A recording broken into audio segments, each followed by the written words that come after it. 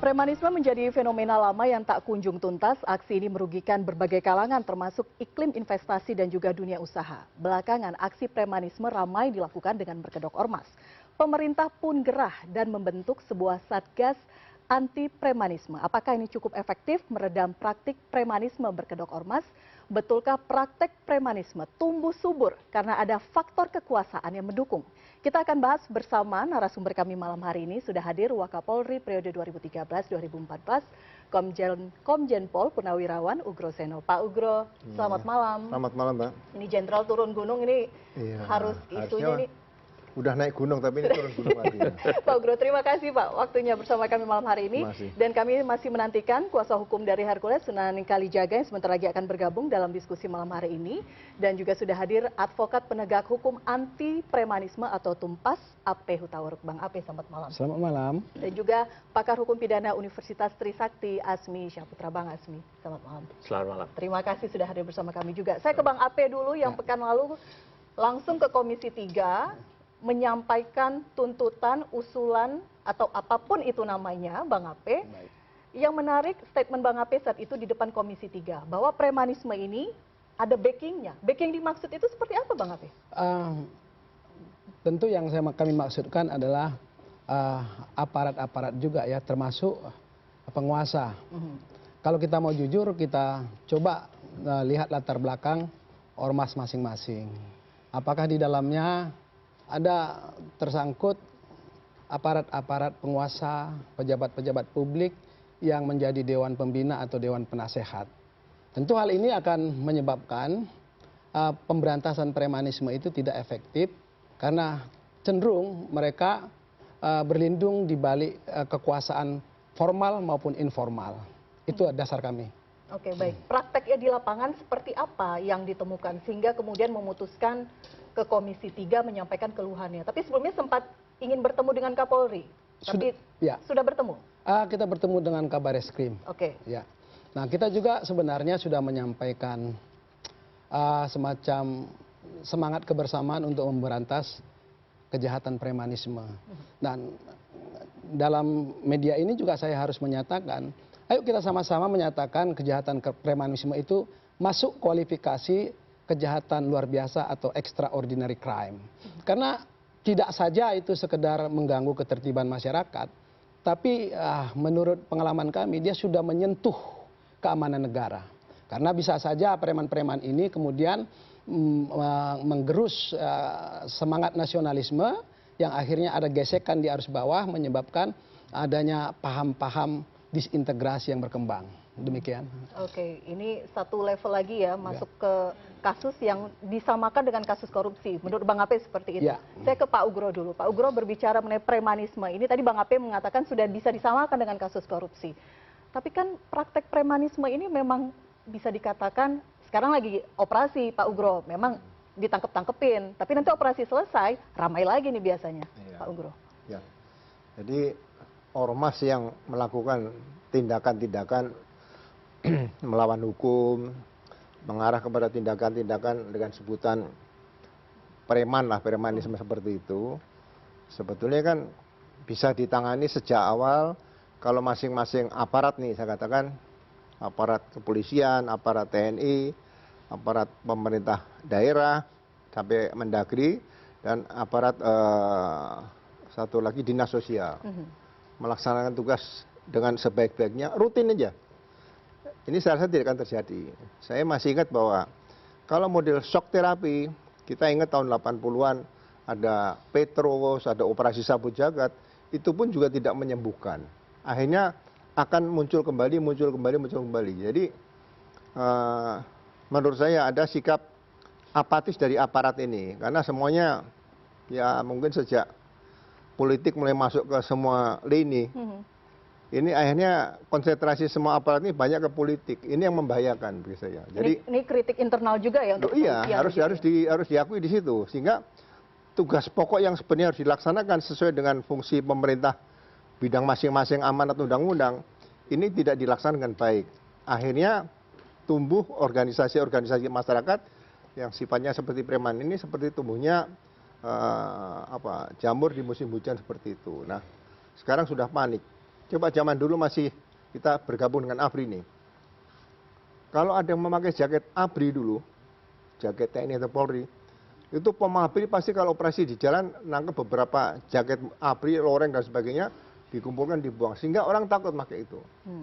Nah sekarang kalau ada yang pakai baret merah, emblemnya emblem model Brimob dan sebagainya, kok dibiarkan sudah terlalu banyak, baru sekarang bikin satgas terpadu, Sebenarnya satgas terpadu ini supaya dilihat mau kerja serius atau memang hanya sementara waktu, temporary. Atau biar terlihat kerja. Ya, terlibat misalnya begini, ada orang sakit masuk ke UGD, ya kan, dilihat ada benjolan di atas mata.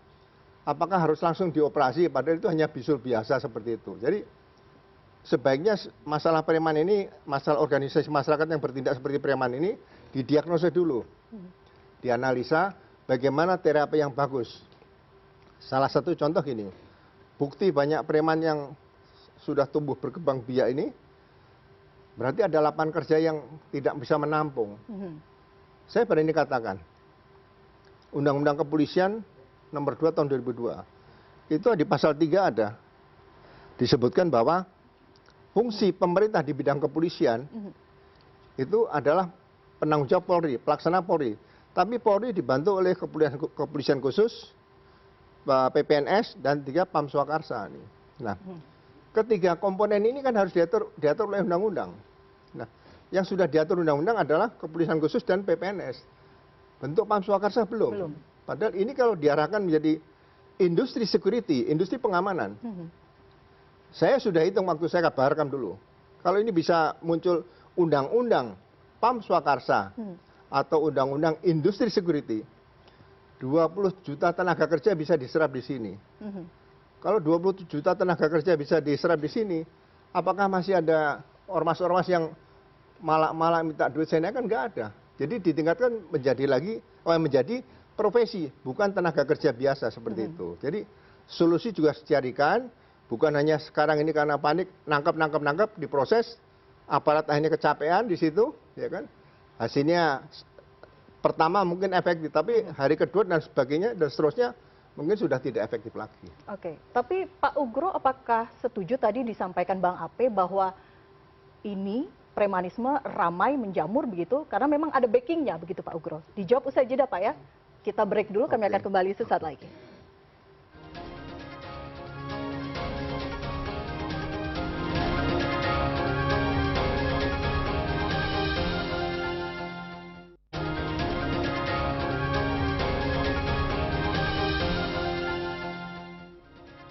Baik, kita lanjutkan perbincangan malam hari ini. Sudah hadir bersama kami Bang Sunan Kalijaga, kuasa hukum dari Hercules. Bang Sunan, selamat malam. Sebelum ke Anda, saya ke Pak Ugro dulu ya. Tadi pertanyaan saya, apakah kemudian karena memang aparat penegak hukum, kementerian lembaga tidak menjalankan tugas semestinya, atau memang ada faktor backing sehingga kemudian aksi premanisme ini menjamur, Pak Ugro? Ya, kalau backing kan bisa aja ditempel namanya bisa juga. Tapi ada juga backing yang mungkin juga tidak ditempel, hanya dihubungi sekali dua kali langsung namanya ditempel. Tapi kalau ada setoran kepada mungkin ada nama pejabat di situ, saya rasa kemungkinan kecil sekali, hampir tidak ada lah di situ. Mana ada pejabat yang mau menerima setoran dari ormas-ormas yang menggunakan cara-cara preman, itu mungkin saya berani jamin tidak ada lah. Oke. Secara formal dan informal prakteknya menurut Anda itu minim sekali? Ya, namanya dipakai-pakai bisa aja kan. Seperti rekaman setelah ditanya waktu Pak Prabowo dan Jenggot Pasus, ya saya tidak kenal siapa itu siapa ini, kalau mau salah ya ditegakkan hukum, itu aja kan, seperti itu. Oke, baik, saya ke Bang Ape lagi karena selain pernyataannya ada backing, kemudian rekan Anda juga sempat menyebut nama Hercules di situ. Kenapa kemudian sosok ini menjadi perhatian dari tim Tumpas pada saat bertemu dengan Komisi 3? Sebenarnya pernyataan itu secara spontan ya. Mungkin rekan-rekan itu melihat Hercules itu tokoh ikonik dalam ormas ini ya, dan mereka mengklaim bahwa mereka ini kan ormas yang paling besar begitu ya. Nah kemudian saya kemarin juga menonton pernyataan teman-teman di salah satu media begitu ya, yang tangkap Hercules begitu, bubarkan GRIP gitu ya. Kemudian pertanyaan kita, Apakah di situ ada unsur pidananya? Saya katakan tidak. Saya juga selain advokat, saya juga dosen di bidang hukum ya, hukum pidana begitu. Saya katakan tangkap Rapen Sinaga, tangkap Saur Siagian, di mana unsur pidananya? Nah, tapi yang kita maksudkan di sini, kami tidak sembarangan menggunakan hashtag atau tagline negara jangan kalah dengan preman. Karena ini berangkat dari asas solus populis, suprema lex. Keselamatan rakyat adalah hukum yang utama. Dan ketika rakyat sudah merasa resah, kemudian investasi sudah mulai terganggu, maka negara harus hadir. Dan ini tidak boleh ditawar-tawar lagi. Nah, kalau kemudian dipertanyakan, mana buktinya, mana segala macam. Kita harus tahu bahwa polisi sebagai petugas hukum, penyidik, itu bisa saja menggunakan model lain untuk menelusuri adanya keresahan masyarakat. Apa sih sebabnya? Misalnya menggunakan yang namanya pola laporan informasi. Tidak perlu ada laporan pengaduan, ya kan? Tidak perlu. Dia akan meneliti segala macam, baru kalau memang terbukti ditingkatkan menjadi laporan polisi. Dan saya sering menangani masalah itu. Jadi persoalannya ketika kita melihat bahwa petugas hukum itu diam saja, sementara masyarakat sangat resah dengan aksi-aksi premanisme ini. Oke, sebelum petugas hukum diam saja, saya tanya langsung karena kuasa hukum Hercules di sini. Klien Anda merespon seperti apa ketika namanya kemudian disebut-sebut dalam rapat dengar pendapat dengan Komisi 3? Ya, yang pasti mohon izin Bapak-Bapak, perlu digarisbawahi bahwa saya ini penasehat hukum Bapak Haji Hercules, tapi bukan kuasa hukum daripada ormasnya. Jadi kenapa kemarin Pak Haji Hercules menunjuk saya sebagai kuasa hukum? Karena melihat adanya banyak sekali di media ya tuduhan-tuduhan atau fitnah-fitnah yang dia merasa saya kan nggak ngapa-ngapain ya. Kalau memang itu ada kesalahan daripada anggota saya, anak buah saya, silakan ditindak. Bahkan kemarin Pak Haji Hercules menyampaikan kepada saya, Mas Sunan, saya sudah bicara dengan para komandan istilahnya, pihak kepolisian, kalau memang terbukti anggota saya melakukan pelanggaran hukum yang di mana saya tidak pernah menyuruh atau memerintahkan, silakan lakukan upaya hukum. Artinya apa yang Tembak pun terjadi? nggak masalah, sampai dibilang tembak pun nggak masalah. Artinya apa yang terjadi di lapangan? Ya. Sebagai ketua umum, Ya. klien Anda membantah mengetahui hal itu. Ya, bahkan kemarin disampaikan juga oleh Pak Sekjen secara resmi sudah ada di media bahwa yang kejadian di Depok yang diduga anggota GRIP membakar mobil dari pihak kepolisian itu bukan anggota GRIP, gitu loh. Karena namanya seorang anggota di ormas itu pastilah kita sama-sama tahu ada KTA, kartu tanda anggota, ada surat pengangkatannya. Nah, namun demikian kejadian di Depok dikatakan oleh pihak GRIP, sekali lagi ya, saya bukan mewakili GRIP, tapi kemarin disampaikan bahwa itu bukan anggota kami, gitu. Karena tidak ada KTA, tidak ada pengangkatan. Oke, Gitu. baik. Jika kita berkaca pada beberapa kasus misalnya di Kalimantan, itu apakah klien Anda juga tidak mengetahui ada penyegelan sebuah pabrik di sana misalnya dengan eskalasi pengerahan massa yang cukup besar misalnya? Ya, saya mohon maaf sebelumnya saya tidak berkapasitas menjawab karena itu berkaitan dengan organisasinya. Ya, baik. maaf. Artinya menurut klien Anda, entitas ormas itu dengan ketua umum bisa dipisahkan, bukan menjadi satu kesatuan. Iya, kayak contohnya saya sudah sejak dulu bergabung di Pemuda Pancasila. Artinya saya sudah biasa berorganisasi dan memang seperti ketua umum kami Pak Yatto Suryo Sumarno, ketika ada anggota di lapangan melakukan satu pelanggaran apa, itu juga tidak dibela atau tidak. Masa ya ketua umumnya yang harus bertanggung jawab kalau dia secara personal melakukan misalnya nodong orang atau mohon maaf memperkosa orang, gitu kan, itu individual, gitu. Namun demikian ketika memang ditemukan pelanggaran-pelanggaran pidana, pasti organisasi pun akan mengambil langkah ketegasan, gitu. Oke, baik. Berarti Bang Ape dan kawan-kawan terlalu prematur jika kemudian mengkaitkan ini langsung sosok ketua umum dan oknum-oknum di lapangan, menurut Bang Sunan tadi. Kalau menurut kita bukan prematur, kita hanya memberikan contoh gitu ya. Terus kalau terkait misalnya anak buah yang melakukan adanya dugaan tindak pidana begitu, dugaan tindak pidana. Ini ada yang disebut dengan tanggung jawab vicarious liability. Bahwa pimpinan, ya, ketua umum, sebenarnya itu harus tahu dan bertanggung jawab apapun yang dilakukan oleh anak buahnya. Karena tidak mungkin mereka tidak melakukan koordinasi sebelum melakukan tindakan itu. Tapi saya tidak mau mengomentari apakah Pak Haji Hercules tadi terlibat atau tidak. Saya tidak mau masuk ke sana. Tapi kalau bicara soal hukum, tentu kita harus melihat apakah kemudian Haji Hercules itu ada keterlibatannya untuk menggerakkan atau menyuruh melakukan dan sebagainya. Tentu di sini kan yang berperan akhirnya penegak hukum. Menangkap itu orang, memprosesnya, kemudian dicari fakta-fakta apakah ini ada unsur yang melibatkan DPP misalnya, seperti itu. Oke, Bang Asmi sekarang. Ya, menurut saya harus memang dibedakan antara ormas dan premanisme. Ya, setuju. Gitu loh. Jadi kalau kita tidak bisa membedakan ormas dan premanisme, ini akan sulit. Kenapa pemerintah juga meletakkan ormas? Itu adalah hak konstitusi yang sudah juga diberikan. Orang berserikat dan segala macam. Sekarang kan tinggal kita melihat ormas ini punya benefit apa buat negara. Kita ambil akhirnya kan naik kepada konstitusi. Tujuannya adalah bagaimana negara lebih tertata, kesejahteraan, membantu pemerintah. Tapi sewaktu ada tindakan-tindakan kriminal, tentunya kan adalah KUHP kita yang masuk. Walaupun demikian, pasti secara organisasi ada jenjang. Tentu pimpinan-pimpinan itu punya sarana pembinaan. Kita dibilang lekat dan dekat, gitu loh. Apa arahannya? Anak buah itu berani di bawah itu tentunya ada sesuatu, gitu loh. Ada patron, ada keteladanan, gitu loh. Jadi kalau hari ini ada katakanlah sang komandan ketua menyatakan ya tidak boleh melakukan kriminal, kalau Anda melakukan kriminal ada tanggung jawab sendiri, ya berarti kan clear. Berarti kan ada fase-fase sebelumnya kenapa ada fenomena. Coba kita lihat ya, tidak hanya dalam kapasitas apa yang hari ini menjadi ramai, gitu loh. Di luar ini kan bisa kita lihat ini adalah lemahnya penegakan hukum, kepolisian kita. Jangan-jangan dibalik ini ya, bayang-bayang dui fungsi premanisme ini, gitu loh. Terkadang juga ada di dalam katakanlah orang tawuran itu, lagi-lagi nih, ada bergerak narkoba, betul nggak? Di saat orang-orang yang berantem itu ada putaran-putaran begitu yang ada dugaan. Lagi-lagi kan ini harus berani, ada keberanian kita untuk mengakui.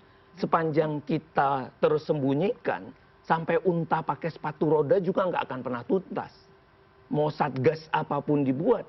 Apalagi kalau sudah jelas nih kan ada TNI-nya masuk, Polri-nya masuk, terus satgas juga nggak masuk dan nggak pernah tuntas. Satgas lagi, nanti satgas lagi, terus nggak clear gitu loh. Berarti kan setengah kopling. Biasanya satgas-satgas yang dibuat begini tidak tuntas itu konflik interest kan ada. Ada punya kepentingan, ini orang siapa, orang ini bisa dititipi apa, gitu loh. Anda membacanya ini sudah tentu dong, ini secara akademisi ya, gitu loh. Tapi tugasnya intelijen dong, buat apa kita bayar intelijen? Buat apa kita ada polisi, gitu loh, untuk mendetek. Bukannya tadi negara harus hadir. Ya hari ini kan itu bisa dirasakan. I'm so sorry to say that. Parkir aja bisa 20.000, 30.000, gitu loh. Ini kenapa ruang-ruang publik itu bisa dikuasai, gitu loh. Lomba-lomba bendera di mana-mana, gitu loh. Ini kan juga, lah, di mana wajahnya? Kalau hari ini undang-undang katakanlah kepolisian menjaga ketertiban, ini adalah juga kebobolan yang cukup besar buat teman-teman di kepolisian, gitu loh. Kalau polisi menyatakan, kami loh garda ke depan, untuk keamanan dan ketertiban ini adalah begini. Lah, tapi nyatanya kok dibiari? Jangan-jangan ada apa sesuatu. Dan orang akhirnya membaca gejala dong. Apa gitu. Sesuatunya apa Bang Asmi? Ya gejala-gejala itu kenapa dibiarkan? Karena itu kan jelas, nyata. Kalau di situ ada orang nyata-nyata bisa menerapkan parkir terus nggak diproses, itu tadi yang dibilang ada LP laporan informasi, teman-teman polisi bisa bikin LPA, gitu loh. Tidak harus ada yang dirugikan. Nah kita kan dapatkan itu kan teman-teman ada aparat itu kan bagian daripada penjaga ketertiban di tengah masyarakat. Sewaktu mereka disfungsi berarti tidak berfungsi. Kenapa disfungsi? Berarti ada apa-apa. Ya coba lihat aja ada pay strip misalnya. Tapi kenapa boleh parkir di situ? Coba cek aja di Polsek bagaimana, di Koramil bagaimana. Kita perlu jujur untuk ini kan gitu loh. Itu kenapa masih premanisme kelas kecilnya, belum lagi setoran besar misalnya. Yang setoran besar pasti ada dong. Yang tadi berani mengganggu industri, kalau ada pembangunan mau masuk, terus mereka nggak ada. Ya, ini terlepas dari negara harus memberikan ruang pekerjaan, skill warga kita juga harus kita baiki. Jangan-jangan ini mereka instan, mereka ya cara-cara singkat, terus cenderung tidak mau ulet dalam bekerja, ya kan perusahaan-perusahaan tuh melihat ini orang nanti hari Jumat udah libur, betul nggak? Sabtu nggak masuk, datang boleh telat, pulang nggak boleh telat, gitu kan? Ini kan juga perusahaan-perusahaan resah. Ini yang kita guncang juga. Saya kepengen koneksi kita ada hari ini di sini juga mengkoreksi, gitu loh, mengkoreksi pimpinan, mengkoreksi ormas. Jangan hanya terkoneksi orang dalam satu wadah, tapi kita tidak mau koreksi. Ya sampai kapan, gitu loh. Padahal kita tahu ada satu persoalan yang di sini. Sepanjang koneksi ini hanya koneksi, ini dipelihara untuk nanti jabatan politik, untuk backup sesuatu kepentingan bisnis atau apapun itu, ya nurani kita ya. Kalau dibilang tanya lagi-lagi mana buktinya, ya sentuhlah nurani pada akhirnya. Siapapun orangnya, mau bilang premanisme, orang baik, kalau diketuk nuraninya juga akan bicara tentang kejujuran. Orang akan cari air-air kebenaran itu, apalagi untuk bicara tentang merah putih tentunya. Hari ini, riaknya pengusaha-pengusaha sudah terganggu, orang sudah minta yang tadi dari yang kecil lah, sampai di tingkat besar. Investasi takut, artinya apa? Penegakan hukum kita kurang, dan kualitas ormas kita yang ada apa nih, tidak sedang baik-baik saja. Oke, berbicara mengenai lekat dan dekat, saya ingin konfirmasi ke Bang Sunan lagi, karena kita tahu juga bahwa ramai dibicarakan juga ada relasi antara Pak Hercules dengan Pak Prabowo dalam relasi hubungannya Grip Jaya ini. Kita ingin konfirmasi, statusnya seperti apa saat ini, dan bagaimana relasi antara Pak Hercules dan Pak Presiden saat ini? Ya, yang pasti tentunya kita sama-sama tahu ya bahwa saya tidak katakan ormas Gripnya lah ya. Saya bicara individualnya, kedekatan emosional dengan klien kami dengan Bapak Presiden saat ini. Tentunya kan ada histori. Namun demikian, sepengetahuan saya, Bapak Presiden kita saat ini juga untuk ya bicara apakah ada isu-isu kayak seolah-olah membackingi Hercules dengan segala organisasinya, itu dapat saya katakan itu tidak. Saya pastikan itu tidak ada. Karena harus juga dibedakan orang membackingi sama orang memang mungkin punya kedekatan historical, itu kan ya jangan dibikin satu opini gitu loh. Ini dapat saya pastikan. Makanya seperti tadi izin Bapak Ugreson yang menyampaikan bahwa waktu itu pernah dikonfirmasi langsung kan juga sama media ke Bapak Prabowo pada saat itu. Apakah kenal seorang Hercules? Ya dia bilang kalau memang dia melakukan pelanggaran pidana, hukum ditindak. Gitu. Begitu juga saya banyak juga dekat dengan para petinggi, purnawirawan, TNI Polri. Tapi apakah dengan begitu terus saya langsung bisa gagah-gagahan, melanggar hukum gitu kan, tidak juga. Artinya dapat dipastikan bahwa tidak benar, sekali lagi saya tekankan tidak benar ya seorang Hercules itu dibackingi oleh Bapak Presiden saat ini. Oke, tapi memang punya kedekatan secara emosional, historis secara emosional. Siap. Oke, baik. Sekarang kita berbicara mengenai bagaimana kemudian penegak hukum tidak menjalankan fungsinya. Pak Ugro tadi sudah menyampaikan seperti itu. Faktanya di lapangan juga kita melihat bagaimana fungsi pengamanan terkadang digantikan begitu ya oleh kelompok-kelompok preman. Bang Ape menemukan itu di lapangan? Ya banyak sekali. Kebetulan kami juga melakukan observasi, melakukan semacam kajian-kajian. Ternyata banyak sekali pelaku-pelaku usaha yang menyampaikan keluh kesahnya kepada kita. Mulai dari perusahaan besar sampai juga perusahaan-perusahaan tingkat kecil, UMKM, itu merasa terganggu dengan hadirnya ormas. Nah ada istilah mereka itu JAPREM, jatah preman, ya kan? Dana koordinasi, dakor, dan sebagainya. Kita nggak usah bohong, coba kita lihat ya, di tempat-tempat usaha hiburan. Nah saya mau jujur ya, coba kita berhenti, kemudian kita memperhatikan selama 2 jam, 3 jam di sana. Pertama akan datang mobil kendaraan polisi. Dan ada koordinatornya yang kemudian memberikan setoran, lantas mobil itu pergi. Kita nggak usah bohong di sini. 1 jam kemudian datang mobil aparat yang lain. Begitu seterusnya, sampai mereka habis, itu berapa banyak kendaraan datang yang minta jatah. Jadi kalau kita mau menutupi keadaan seperti itu, saya sangat sedih dan saya sebenarnya di ruangan ini ingin menangis melihat pentas aksi kebohongan yang sedang dipermainkan. Saya ingin menangis, saya katakan begitu. Ya, saudara-saudara, kita ingin melihat bahwa sebenarnya begini. Oh, preman muncul karena banyak pengangguran. It's okay. That's right, kita setuju. Tapi poinnya juga harus dibalik. Pengangguran itu terjadi akibat banyaknya aksi premanisme. Orang tanya kepada saya, kenapa? Karena banyak orang di PHK. Pertanyaan selanjutnya, kenapa di PHK? Karena pabriknya atau perusahaannya tutup. Kenapa tutup? Karena mereka sudah tidak nyaman lagi untuk berusaha. Kenapa tidak nyaman? Karena diganggu oleh preman-preman berseragam, preman-preman yang membentuk diri dalam koloni-koloni tertentu. Itu fakta. Real. Kenapa kita mesti berbohong? Jadi sebenarnya itu lebih meresahkan daripada preman berkedok ormas. Jadi kalau kita tanya, sampai sejauh mana tingkat penurunan aksi premanisme ini, tidak hanya sekedar aksi-aksi brutal di jalan yang kita lihat sekarang ini sedang dilakukan, ya, ditangkapi segala macam. Ayo sama-sama kita teliti pusat-pusat industri. Perusahaan mana yang tidak memberikan setoran? Dan kepada siapa saja mereka memberikan setoran? Ayo, jujur kita. Kita akan data dan mungkin kita akan di sana terlihat akan terkaget-kaget. Mereka itu akan memberikan data bahwa mereka memberikan jatah-jatah itu kepada banyak pihak. Berapa nilainya? Oh, sangat besar, apalagi menjelang hari raya keagamaan. Tuntutan itu makin lebih besar.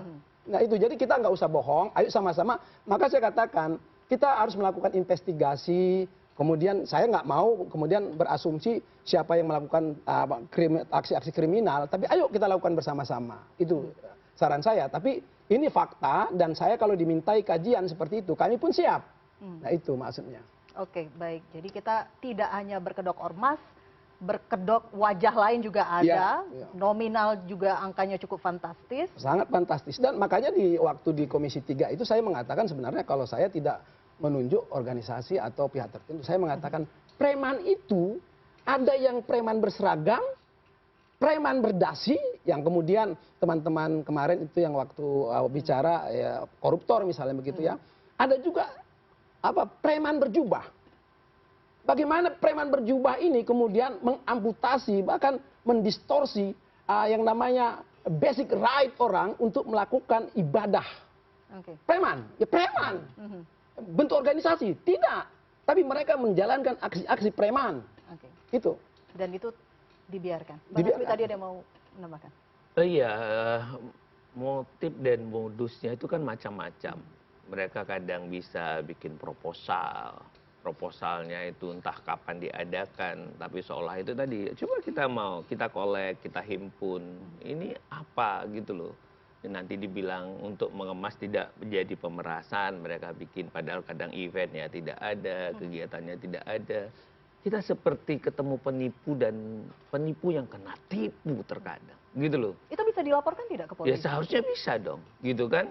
Pasal-pasal kita banyak kok untuk yang terkadang ada pemerasan. Tapi yang kasih proposal bilang ini cuma untuk kegiatan, bukan pemerasan. Tapi kan tidak ada bukti pemerasan. Pengusaha malas ribut, gitu loh. Pengusaha malas ribut menurut Anda. Dia kan jago kandang. Kalau agak keluar gitu, dia juga gak akan mau kan. Biasanya kan areanya di situ, dia merasa besar di situ, lama di situ, segala macam. Dia tidak tahu perkembangan. Dia kepengen western, dia kepengen kayak ala barat, tapi dia udah mau pakai smartphone, tapi orangnya nggak disematkan gitu. Dia nggak bijaksana. Dia nggak memikirkan ada anak cucunya yang nanti akan bisa hidup gara-gara ada investor di sini. Dia hanya memikirkan, yang penting hari ini makan, hari ini bisa hidup. Tapi dia meninggalkan legacy yang buruk gitu loh, buat orang untuk investasi. Akhirnya pariwisata orang takut, tempat parkir, kan gitu-gitu kan. Tempat hiburan, area publik, cobalah ceklah gitu loh. Nggak usah jauh-jauh, kita bisa lihatlah seputaran kanan kiri Car Free Day, segala macam, coba lihat gitu loh. Ada pay strip tapi itu biasa, di sub juga biasa tuh. Jangan-jangan juga di sub dapat gitu loh, ada setoran juga gitu loh. Kita jujur-jujuran aja deh, itu yang tadi bilang. Nah berarti kan ini adalah apa? Ada yang gonceng, ada yang mangku. Jadi ya teman-teman di lapangan ya oke aja. Di komunitas kecil aja berani gitu, apalagi yang besar. Ya tergantung. Ini orang siapa, bisa dititipi apa, dan bisa dimainkan apa. Oke, saya ke Pak Ugro. Jujur-jujuran aja Pak Ugro. Ini menarik karena tidak hanya berkedok ormas saja, tapi yang berseragam juga. Bahkan setorannya mungkin lebih besar juga. Jadi gini, saya mencoba menjelaskan tadi, sampaikan sama Mas Sunan juga tadi. Jadi Yang pertama, ormas ini kan sudah diatur di undang-undang. Sudah diatur di peraturan pemerintah juga ada nomor 58 tahun 2016. Nah, kalau ini bisa benar-benar ditertibkan, tinggal peraturan menteri yang dibikin, peraturan Mendagri misalnya. Satu, tertibkan dulu dari awal. Dilarang menggunakan atribut-atribut TNI dan Polri. Semuanya lah. Ya kan, mulai dari pemerintah juga sama, kementerian jangan menggunakan atribut-atribut yang TNI dan Polri. Sehingga masyarakat kadang-kadang juga mencontoh di situ, oh ini boleh, berarti kita juga boleh seperti itu. Nah, yang kedua, harus rutin ada kegiatan-kegiatan dari yang saya sebutkan tadi, Polri, TNI, kemudian dari Satpol PP, dan Dinas Sosial. Daily activity aja, harian itu laksanakan. Kalau misalnya sudah ada peraturan-peraturan menteri, peraturan Kapolri atau peraturan kepolisian, peraturan dari menteri dari Panglima TNI dan sebagainya, peraturan dari Mendagri atau gubernur, kalau ada hal-hal yang sudah ditentukan dilarang ya ditegakkan. Nah, yang kedua berkaitan dengan peristiwa-peristiwa yang terjadi tadi. Mungkin ada yang tadi ada preman berdasi, ada yang ya mungkin yang berseragam dan sebagainya. Ini komunikasi ini nggak pernah dibangun. Jadi quick response ini kalau misalnya ada kejadian misalnya di video ya kita lihat perusahaan didatangi preman atau mungkin didatangi oknum Pemda sama LSM dan sebagainya. Ini kan sudah mengarah ke preman juga. Nah, pengusaha ini harus menghubungi siapa? Ya kan, harusnya kan ada nomor khusus. Misalnya 110 nih. Jangan semua instansi bikin kontak center. Ya kan, TNI mungkin belum ada lah. Polisi 110, Damkar punya, mungkin dari pihak pemerintah daerah punya, Dinas Sosial punya, BNPB punya. Masyarakat bingung.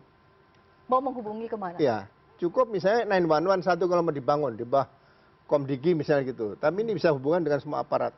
Nah, sehingga kalau ada masalah-masalah yang kira-kira meresahkan, misalnya ada kelompok orang tertentu yang mungkin mengajukan proposal dan sebagainya tadi, telepon saja. Saya tahun 72, 71, 72, 73, saya SMA di Semarang. Itu namanya patroli Sabar itu masih Toyota tidak pakai terbuka lah. Itu hanya 4 polisi, bukan 4, 6 polisi. Kalau lewat di tempat keramaian yang ada anak-anak muda kumpul, bubar mereka, disegani. Di Jakarta sebutannya dulu tahun 79 rusa. Begitu lewat mereka segan. Ini ciptakan seperti itu kembali sehingga patroli-patroli polisi juga aktif di situ. Rekan-rekan kalau misalnya ada hal-hal yang ini kira-kira konsepnya kan kalau sekarang itu polisi memang lebih bersahabat begitu Pak Ugro, kan beda memang pada saat orde sebelumnya begitu. Iya. Dengan konsep ini menurut Anda lebih efektif? Loh, kalau komunikasi bisa dibangun, siapapun bisa lapor polisi, misalnya ada parkir, diminta misalnya 20 atau 50 ribu. Dia mau telepon siapa, karena nggak bisa ngomongin telepon nomor berapapun, hanya ikhlas-ikhlas gitu aja. Tapi sebenarnya dalam hati kan saya diperes gitu loh. Tapi kalau dia bisa lapor, nah ini kan sudah terjadi tindak pidana. Pak, di situ ada tindak pidana pemerasan. Coba di situ, benar pemerasan, tangkap proses. Jadi saya sangat setuju kalau dikatakan jangan digabungkan ormas dengan perbuatan-perbuatan yang dilakukan oleh perorangan. Karena hukum pidana mengatur kan barang siapa perorangan ini. Tapi kalau nanti perorangan ini sudah memang menjamur dan itu berasal dari salah satu organisasi, panggil. Nah, kan itu saya katakan perlu des atau satgas tentang preman di Menko Polkam. Panggil ke sana aja. Anak buahmu bukan nih. Kalau anak buahmu berarti kasih peringatan pertama nih. Masih terjadi lagi, bubarkan. Nah, seperti itu. Jadi seragamnya juga tertib, ya kan? Mungkin boleh pakai baret, tapi baretnya mungkin dilubangi atasnya lah. Jangan sampai seperti pasukan TNI yang benar atau Polri yang betul, jangan gitu loh. Jadi ada tanda-tanda khusus kalau itu adalah ormas gitu. Jadi jangan gunakan atribut-atribut yang dipakai militer. Sama juga misalnya gini, strobo lampu. Saya tahun 80, 81 tidak ada mobil masyarakat yang pasang strobo atau sirine. Sekarang hampir semua, ya kan, entah itu TNI beneran atau Polri beneran, pokoknya nomornya plat nomor TNI Polri, pakai strobo yang penting bisa jalan di bahu jalan. Berarti pasang strobo bebas. Nah, orang yang tadi dikatakan mau ya organisasi masyarakat yang mungkin agak bergerak di bidang yang mencari uang dan cara-cara tidak halal, mobilnya juga pasang kayak militer atau pakai polisi di situ. Nah, ini harus dilarang seperti itu. Jadi benar-benar atribut ormas tadi diturunkan derajatnya menjadi atribut biasa, misalnya ya seragam kaos atau media biasa seperti itu, jangan sampai loreng-loreng dipakai kemana-mana. Jadi kesan ada indikasi penguasa yang melindungi itu akhirnya hilang di situ, seperti itu. Oke, itu juga menjadi gambaran gitu ya, atributnya itu kemudian penertiban. Harus ya. Kalau misalnya besok diumumkan tidak lagi baret merah, baret biru yang dipakai oleh ormas, dan itu akan ditindak, saya rasa dilepas semua dan mungkin dibuang semua, dibakar semua di situ. Oke, baik. Sekarang bagaimana kemudian pertanggungjawaban ormas ini atau siapapun begitu ya, jika kemudian tadi ya kita sepakat entitasnya dipisah antara pemimpinnya terlebih dahulu dengan anggota, kemudian premanisme dan ormas. Seperti apa kemudian bentuk pertanggungjawaban jika terjadi hal-hal yang tidak diinginkan? Kita akan bahas usai jeda, tetap bersama kami di Prime Talk.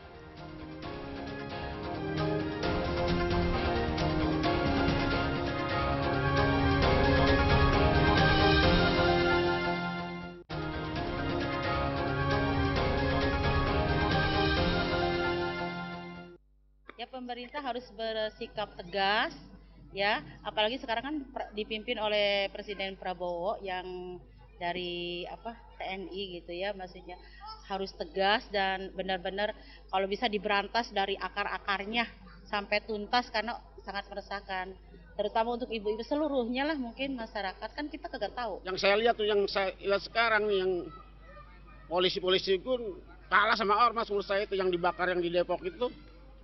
Masa polisi nggak bisa ngamankan, malah ormas yang makan ngebakar mobil polisi, kan nggak nyambungin gitu. Kan ormas yang meresahkan masyarakat sebaiknya dibubarkan. Sudah contoh dibubarkan itu tadi, FPI sudah dibubarkan, kemudian Hizbut Tahrir sudah dibubarkan karena bertentangan dengan Negara Kesatuan Republik Indonesia. Dibubarkan itu bukan sembarangan, pemerintah bubarkan itu ada dasar hukumnya, sembarangan. Jadi ya harapannya sih dari pemerintah ada sikap lebih lanjut tentang keberadaan organisasi kemasyarakatan yang ujung-ujungnya bertindak premanisme. Setidaknya ormas lebih dipentingkan untuk hal yang lain, untuk bantuan, mungkin ada acara atau apa gitu.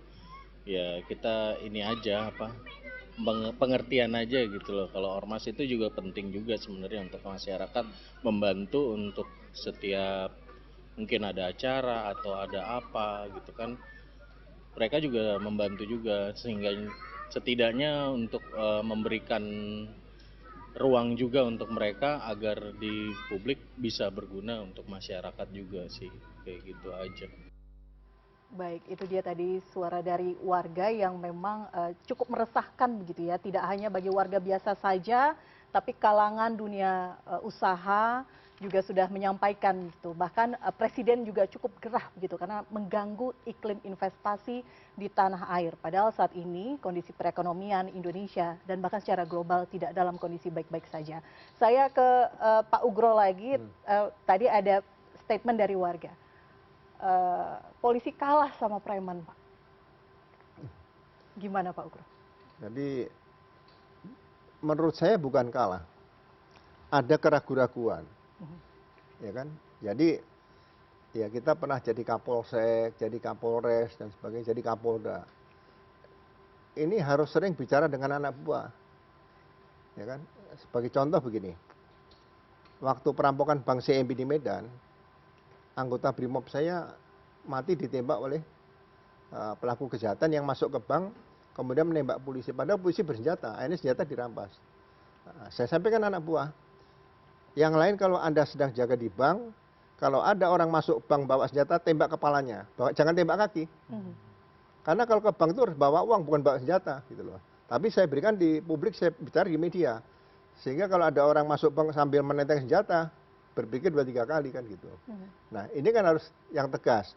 Seperti tadi mungkin polisi katanya kalah sama preman. Soalnya oknum saja bagi saya, oknum saja, tapi kan melalui media sosial jadi meluas nih. Itu ada keraguan-raguan dalam bertindak. Harusnya Begitu dia lulus pendidikan pembentukan, kemudian mendapat arahan dari pimpinan, tidak ada keraguan-raguan dalam melaksanakan polisi tugas umum seperti itu. Penyebabnya apa, Pak? Timbul keraguan-raguan itu?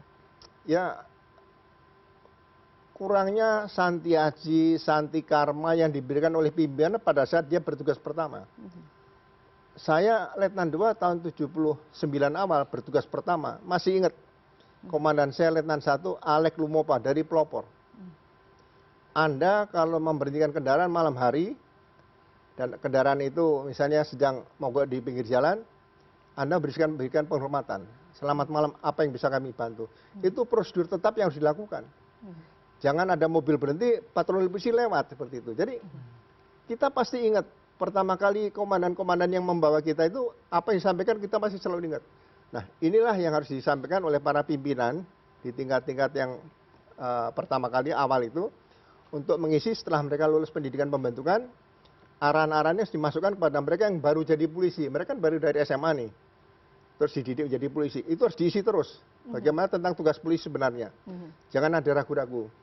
Paling tidak bela diri kan bisa dia. Kenapa harus ragu-ragu melawan preman seperti itu? Ya. Kalah jumlah mungkin, Pak. Ya. Loh. Makanya saya pernah punya ide pemikiran, saya pernah menjadi kepala lembaga pendidikan. Begitu lulus brigadir, dia paling enggak kalau karate ya sudah Q8 atau 7 lah ya. Jadi nanti naik pangkat lagi, Q-nya tambah meningkat lagi Q6. Jadi kalau menjadi Kapolri itu paling nggak sudah dan 5 dan sebagainya.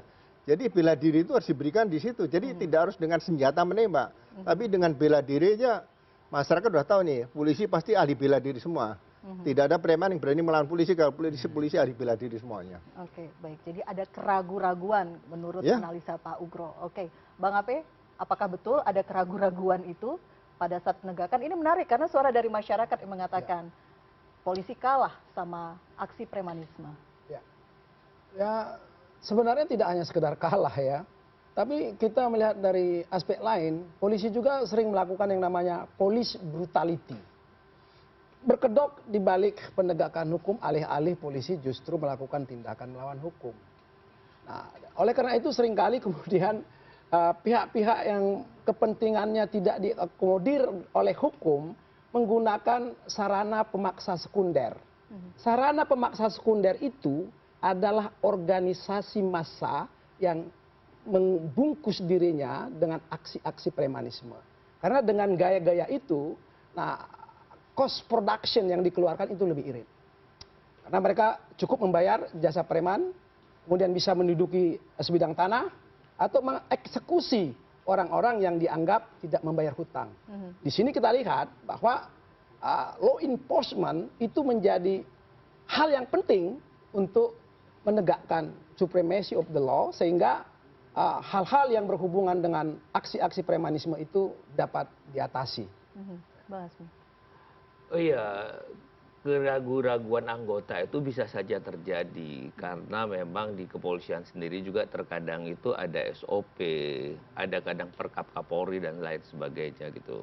Karena terkadang kan dibenturkan dua sisi. Mereka juga kadang takut nih nanti gara-gara tindakan yang tidak terukur, dipanggil propam, mereka memikirkan karir dan segala macam. Jadi memang kita harus melihat dalam satu kontekstualnya gitu loh. Tapi kalau itu sudah nyata-nyata memang kriminal, seharusnya ya tidak ada dong keraguan-raguan. Dia kan sudah ngelihat, jadi siapapun ya nuraninya dia sebagai penegak hukum ya seharusnya mengeksekusi. Tapi kan lagi-lagi kadang masyarakat udah aja kadang jelas-jelas mencuri, dia bilang ada saja alasan-alasan tertentu gitu loh. Akhirnya ya teman-teman harus membawa proses penyelidikan, penyidikan yang dibuat tadi supaya menghindari polisi yang brutal dan segala macam. Ini juga harus kita lihat karena memang ada SOP-SOP yang dibuat oleh sendiri di Kapolri gitu loh. Gak mau urusan lah, sangat hati karena mungkin mereka memikirkan karir dan lain sebagainya. Tapi meskipun demikian saya kira kembali ke tadi, ini kan lagi-lagi kepada kualitas penegakan hukum kita. Kualitas penegakan hukum kita ya seharusnya katakanlah undang-undang ormas sudah mengatur, ya Kementerian Hukum melalui Kejaksaan Agung kalau memang ini nggak jelas, ubarin aja, nggak ada faedahnya segala macam dan betul-betul sudah masyarakat merasakan satu kesan apapun dia, siapapun organisasi dan segala macam, daripada lembaga hanya nama tapi sebenarnya fungsinya tidak ada, dikedok dengan badan hukum. Ya terkadang mereka juga punya tim-tim hukumnya segala macam, tapi kan nurani dominannya sebagai premanisme itu lebih tinggi. Atau Gitu loh. filter di awalnya. Jadi kan kita tahu bahwa yang terdaftar kalau berbadan hukum nanti kemudian ke Kementerian Hukum, yang tidak berbadan hukum di bawah Kementerian Dalam Negeri. Filter awal ketika pemberian izin untuk ormas itu kemudian harus dibenahi. Ya, lagi-lagi itu yang tadi disampaikan oleh beliau, pembinaan, pengawasan kita kurang banget untuk ini gitu loh. Makanya filter lagi-lagi dia cek dong, jangan-jangan itu narkoba, mabuk, perilaku judi, coba disisir tuh anggotanya. Karena kalau perilakunya begitu, ya gimana ingin menumbuhkan kebaikan? Siapa gitu yang mau loh. menyisir anggotanya, Iya, pertanyaannya itu. ini kan ya artinya aparat, ya ketua kan juga punya kan. Coba lihat visi misinya pasti bagus kan. Visi misinya pasti kan, organisasi ada visi misinya. Kenapa dia melakukan bertentangan, bertolak belakang dengan visi misi organisasi? Pemerintah ngasih itu kan karena dalam rangka membantu pemerintah untuk mewujudkan tujuan nasional kita. Bukan untuk bertentangan, bukan untuk melawan hukum, bukan untuk melakukan pemerasan, bukan menyekap orang, bukan untuk malakin. Visi dan misi. Saya ke Bang Sunan sekarang. Kalau berbicara dengan klien Anda, Hercules sendiri, visi dan misi ketika kemudian komit hadir menjadi ketum Grip Jaya, apa visi misinya? Visi misinya tentunya bisa berguna untuk masyarakat, dan itu sudah dibuktikan. Seperti saya kemarin juga agak sedikit melihat sosok beliau ini sudah berubah. Dari image-nya yang melekat itu adalah Raja Preman, bahkan dia bilang, orang dulu bilang saya Presiden Preman katanya. Dia itu sekarang sosialnya tinggi sekali. Jadi ormas yang dia bentuk yang namanya Grip ini, dia kepingin bisa berguna kayak setiap ada kegiatan sosial, ada bencana alam, ya termasuk hal-hal yang memang bisa membantu jalannya pemerintah gitu loh, baik itu kebijakan atau dan lain sebagainya. Ketika kemudian ada seruan akan mengirimkan 50.000 orang personil Grip ke Jawa Barat. Ya, 50.000 orang itu untuk apa? Apakah untuk menyerang? Apakah untuk berdemo? Karena demo kan juga nggak dilarang. Apakah untuk lari pagi di sana? Gitu loh. Kan harus bisa betul-betul memang dapat dibuktikan adanya tindakan yang melanggar hukum. Oke, berarti menurut Anda itu bukan suatu bentuk ancaman kepada kepala daerah? Iya, makanya. Kalau dibilang bentuk ancaman, mohon maaf, Pak Hercules dengan organisasinya kebetulan kan bisa dikatakan satu atap lah dengan partai saya, Gerindra. Nah kebetulan kan Pak Gubernur juga dari Gerindra. Jadi sangat tidak mungkin kalau bisa dikatakan itu untuk sesuatu yang force gitu ya, atau peperangan. Gitu. Oke, baik. Iya. Jadi Anda mengakui bahwa hubungan ini adalah berdasarkan hubungan kepartaian Gerindra ada di sini? Dalam arti gini ya, maksudnya nggak mungkin lah. Kan jelas-jelas Pak Hercules dari awal mendukung Pak Prabowo. Pak Prabowo kan kebetulan ketua umum kami di Gerindra. Nah, Pak Gubernur kan juga diusung atau dari Partai Gerindra. Jadi mana mungkin sih klien saya Pak Hercules gitu mau menyerang atau mau mengerahkan massa untuk melakukan hal-hal yang melanggar hukum gitu. Okay. Tapi Mbak, duit itu nggak kenal saudara. Dan tidak kenal partai juga? Nggak kenal. Tapi kalau ada ini kan berarti saya selalu bilang fenomena ini tentang PR apa tentang RP. Fenomena ini tentang air mata atau mata air. Fenomena ini tentang tantangan atau tentengan. Ini bukan kerja sosial. Makanya saya bilang kita mau kemas seperti apa. Saya tidak bisa karena akademisi ya jujur-jujuran aja supaya kita lurus nih, gitu loh. Tapi kalau kita terus bungkus lagi ini segala macam, lah momennya kenapa gitu loh? Untuk apa mengeluarkan statement itu juga gitu loh? Ya kita kepengen kan masyarakat kita tadi cerdas, masyarakat kita ini tenang gitu loh. Ya sudahlah, tidak usah yang begitu-begitu. Kebetulan ada fenomena itu, ada statement. Saya bilang, kalau kira-kira tidak ada perputaran uang, begitu nggak statementnya? Kecuali tidak ada apa-apa gitu loh. Saya senang sama Bang Son, yuk kita kerja gotong royong nih, bersih-bersih sana segala macam, kita turun, senang banget kita. Kerja bakti misalnya gitu, ini ada kerja bakti nih bareng-bareng. Tapi kalau udah ada pengumuman kerja bakti kan pada mundur semua diganti. Jarang mau. Ya. PR atau RP menarik banget sih. Iya. Ini jujur aja Baik, nih. baik. Gitu loh. Pak Ugro lagi Jadi menambahkan. gini. Undang-undang kan ormas sudah ada, peraturan pemerintah sudah ada. Nah, kemudian ada organisasi kemasyarakatan ini yang terdaftar berbadan hukum dan tidak berbadan hukum. Tapi semuanya kan berproses, berbadan hukum dan tidak berbadan hukum kan pasti harus memiliki SKT, surat keterangan terdaftar. Iya. Nah, SKT ini kan di Kementerian Dalam Negeri. Iya. Kita tanya aja Pak Tito Mendagri, pernah nggak salah satu dirjen memanggil pimpinan-pimpinan ormas yang ada di Indonesia? Arahkan dong, Anda nggak komunikasi ini pemerintah di sini. Jangan diserahkan begitu masalah ini ada Polri, ada TNI dan sebagainya. Mendagri ini harus Kemendagri ini harus aktif juga membina ormas tadi. Jangan hanya undang-undangnya ada, tapi yang dijadikan bahan omongan di luar, oh ini ormas preman. Jadi SKT itu hanya tiga huruf, SKT, surat keterangan terdaftar. Panggilnya di giliran. Bulan Januari mungkin 10 atau 20 ormas. Ini ada laporan seperti ini, hentikan. Jadi pembinaan tetap ada, komunikasi tetap ada. Controlling. Ya, jangan sampai ini lepas gitu.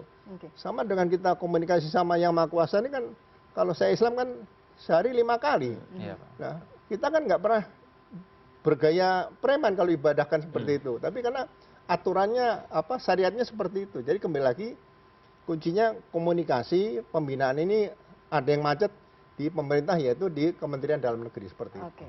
Bagaimana kemudian biar tidak macet dan semuanya lancar, kita akan bahas. Masih ada satu segmen lagi, tetap bersama kami di Prime Plus.